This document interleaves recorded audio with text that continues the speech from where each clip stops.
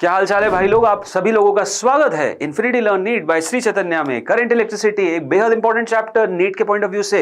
अगर मैं लिस्ट बनाऊं ना कि सबसे इंपॉर्टेंट चैप्टर्स में सबसे नंबर 1 पोजीशन पे करंट को ही रखूंगा। पास्ट ईयर का ट्रेंड उठा के देख लो, हर साल 3 सवाल से कम तो नहीं आएंगे। तो 3 सवाल मतलब 12 नंबर आपके कंफर्म हो सकते हैं। इस चैप्टर को फटाफट रिवाइज करेंगे और जानेंगे कहां पे हम लैग कर रहे हैं। सारे टॉपिक्स को यहां पे बढ़िया तरीके से 10 मिनट के अंदर आप लोगों को समझाऊंगा। शुरू करते हैं करंट इलेक्ट्रिसिटी। सबसे पहले शुरू होता है करंट डेंसिटी, जो कि आपका ओम्स लॉ का वेक्टर फॉर्म भी है, that is J is equal to sigma into E. आप देख सकते हैं यहां पे स्क्रीन पर कि J equals to sigma into E, जहां पे सिग्मा आपकी कंडक्टिविटी होती है और उसकी वैल्यू हो जाती है NE square upon m into tau के बराबर। ड्रिफ्ट वेलोसिटी का रिलेशन हो जाता है ड्रिफ्ट वेलोसिटी हो जाती है आपकी E small E capital E upon m into tau. ये आपका ताउ है। ताउ बेसिकली आपका रिलैक्सेशन टाइम होता है। ओके, और अगर मैं मोबिलिटी की बात करूं तो drift velocity divided by electric field कर दूंगा तो आपकी मोबिलिटी आ जाएगी जो आती है ई ताउ अपॉन एम के बराबर। आई होप आप लोगों को ये रिलेशन समझ में आए, काफी इंपॉर्टेंट रिलेशन है। फिर ओम्स लॉ आपका बोलता है I is directly proportional to V,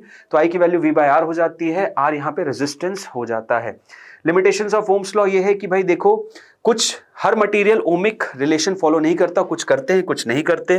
तो जो भी ओमिक रीजन में रहते हैं वहीं पे ओम्स लॉ लागू भी होता है। जैसे सेमीकंडक्टर के यहाँ पे ग्राफ बना दिया आप लोगों के सामने। Then series combination on parallel combination of resistors की बात करूं तो सीरीज कॉम्बिनेशन आप सभी जानते हैं, R equivalent will be R1 plus R2 plus R3 dot dot dot Rn।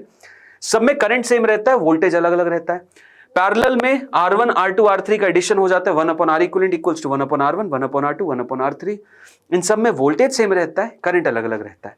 साथ ही साथ सेल्स का भी सीरीज ऑफ पैरेलल होता है। सीरीज में सेल्स रहती हैं तो E1 E2 E3 E4 सबका एडिशन हो जाता है नॉर्मली, अगर सबकी पोलैरिटी सेम है, यानी ये पॉजिटिव इसके पॉजिटिव से कनेक्टेड, पहले मतलब ये नेगेटिव इसके पॉजिटिव से, फिर ये नेगेटिव पॉजिटिव नेगेटिव पॉजिटिव, तो सेम पोलैरिटी में आप इधर से जाओगे सबका पॉजिटिव टर्मिनल, तो इसलिए सब ऐड हुए।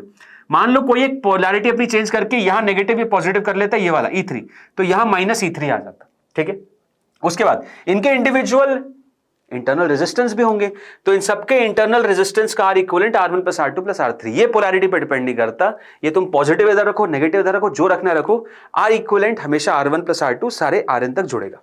उसके बाद फिर अगर मैं पैरेलल की बात करूं तो पैरेलल का एडिशन बड़ा प्यारा है। पैरेलल का एडिशन देखना, अगर आपका मान लीजिए ये रख दिया, फिर ये रख दिया और ऐसे ऐसे नीचे भी रख दिया ये, ठीक है, और इसको ऐसे ज्वाइन कर दिया, n है, टोटल n है, तो E1 अपॉन R1 यहां पे इसका internal resistance plus E2 upon R2 plus E3 upon R3 dot dot dot plus N upon Rn divided by 1 upon R1 1 upon R2 1 upon Rn।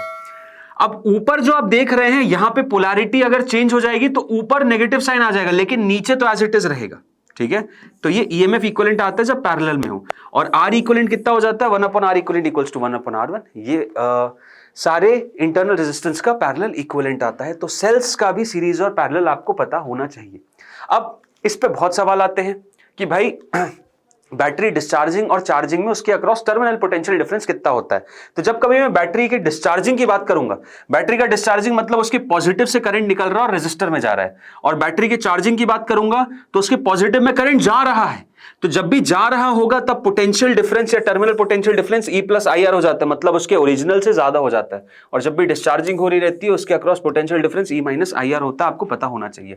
Maximum power transfer theorem क्या होता है कि अगर एक cell को एक एक्सटर्नल रेजिस्टर से लगा दिया तो इसमें मैक्सिमम एनर्जी लॉस या मैक्सिमम पावर कंजम्पशन तब होगा जब ये R की वैल्यू स्मॉल r के बराबर हो।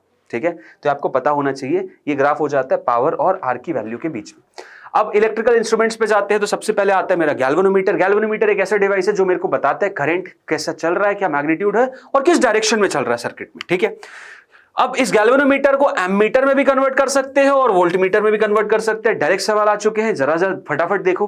गैल्वेनोमीटर को एमीटर में अगर कनेक्ट करना है तो आपको एक शंट रेजिस्टेंस लगाना रहता है, वो भी पैरेलल में। आपको एक शंट रेजिस्टेंस लगाना रहता है वो भी पैरेलल में, और ये जो शंट की वैल्यू होती है काफी कम होनी चाहिए। इसमें एक शंट जो कि बहुत ही छोटा रेजिस्टेंस का हो उसको पैरेलल में लगाना पड़ता है, तब ये एमीटर बनता है। वोल्ट मीटर में कन्वर्ट करने के लिए आपको एक रेजिस्टेंस लगाना पड़ता है सीरीज में गैल्वेनोमीटर के, और इसकी काफी हाई वैल्यू होती है। High resistance is connected in series. तो इस तरीके से वोल्ट मीटर और एमीटर में कन्वर्ट हो जाता है। इलेक्ट्रिकल इंस्ट्रूमेंट्स में मीटर ब्रिज भी एक बहुत इंपॉर्टेंट पॉइंटर है जो कि बेस्ड है आपका व्हीटस्टोन ब्रिज पे। अब व्हीटस्टोन ब्रिज का कहना यह है कि अगर एक बैटरी लगी हुई है और ये 4 रेजिस्टर ऐसे लगे हुए हैं जिसमें P/R का रेशियो Q/D x के बराबर है, यानी P बाय R बेसिकली आपका Q बाय X है, या फिर P बाय Q आपका R बाय X है, तो आप यहां पर ये बोल सकते हैं कि इस गैल्वेनोमीटर के थ्रू कोई भी करंट नहीं जाएगा, गैल्वेनोमीटर के थ्रू कोई भी करंट नहीं जाएगा। ओके, ये बैटरी और गैल्वेनोमीटर को इंटरचेंज भी कर सकते हैं तो भी एग्जिस्ट करेगा। अब यही पॉइंटर यहां पे भी आता है मीटर ब्रिज में। मीटर ब्रिज एक डिवाइस होता है जो कि अननोन रेजिस्टर्स की रेजिस्टेंस पता करने में हेल्प करता है। तो देखो, मान लो ये अननोन है, ये नोन है, एक वायर लगा दी 1 मीटर का, तो हम क्या करते हैं, ये नोन और ये अननोन, अब यहां से गैल्वेनोमीटर को उठाते हैं और उसकी जॉकी को कहीं भी यहां रख देते हैं, तो होता क्या है, इसका रेजिस्टेंस इस टू इतने वायर का रेजिस्टेंस इज इक्वल टू इसका रेजिस्टेंस इतनु इनटू इसके वायर इतने वायर का रेजिस्टेंस, ये बराबर हो जाता है, तो जॉकी पे या गैल्वेनोमीटर पे नल डिफ्लेक्शन दिखने लगता है। तो उस हिसाब से हम ये अननोन की वैल्यू बता देते हैं और बड़ी आसानी से इसका रेजिस्टेंस इनकी लेंथ पे डिपेंड करता है। मतलब अगर मान लो ये रेजिस्टेंस बॉक्स का नोन रेजिस्टेंस आर के है और ये अननोन का आर यू है, इतने वाले का जो रेजिस्टेंस हो जाएगा वो some resistance gradient into L और ये resistance gradient into 100 minus L हो जाएगा। तो finally are K is to R you आपका हो जाएगा, इसकी लेंथ एल है, इस टू इसकी लेंथ कितनी है 100 माइनस एल। इस तरीके से आप वैल्यू बता सकते हो।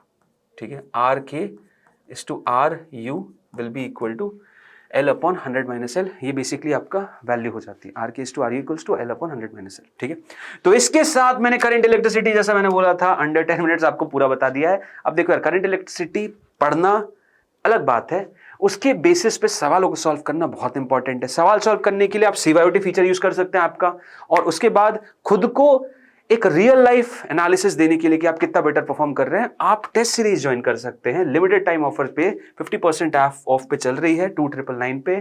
फटाफट इसकी डिटेल्स यहाँ पे दिए हुए हैं, परचेस करने के लिए आप ऐप पे और वेबसाइट दोनों पे विजिट कर सकते हैं। ओके, आशा करता हूं आप लोगों को इस पर्टिकुलर सेशन से मदद मिली होगी। और भी कोई चैप्टर्स हो या आपकी कोई डिमांड हो जिसमें आपको मेरी मदद चाहिए, मुझे ऐसा लगा माइंड मैप से आपको रिवीजन करने में काफ़ी हेल्प मिलेगी, इसलिए मैं लाया हूं।